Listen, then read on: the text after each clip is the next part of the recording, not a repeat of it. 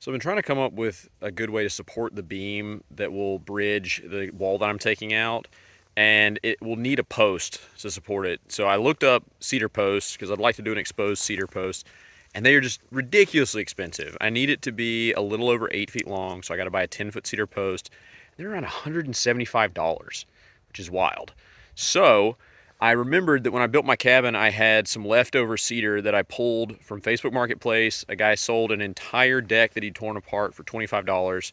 And so I have this post that's just been sitting here on the ground. And since cedar is rot resistant, I pulled it up, and there's a little bit, there's a notch at one spot. I'll show you right there. And then there's a spot that's got a little rot going on. But from the spot where the rot happened down to the very end is a little over 8 feet. So I'm going to cut all the rotten pieces off, and then plane it down so that it's nice and clean looking, and use it to support that wall. I love reused materials, so let's get after it. This is what I love so much about cedar, is despite this nasty looking weathered exterior, look at that, good wood inside.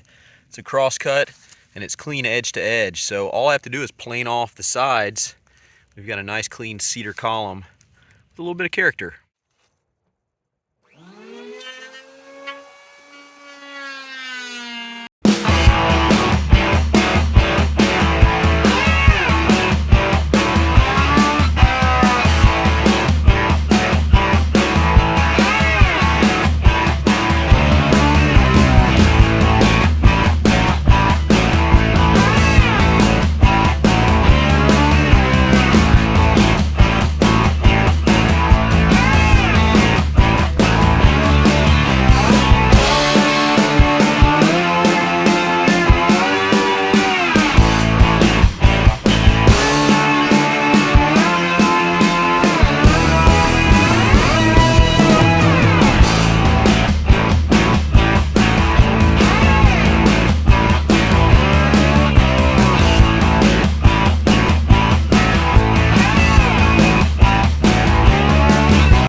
That is beautiful.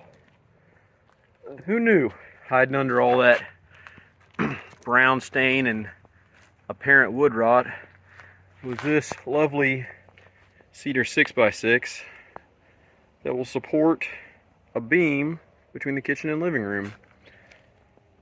And clean it a little more, sand down the edges, round them off a bit. And here it is, in place, supporting the beam. It's going to look really nice once it gets stained and polished up.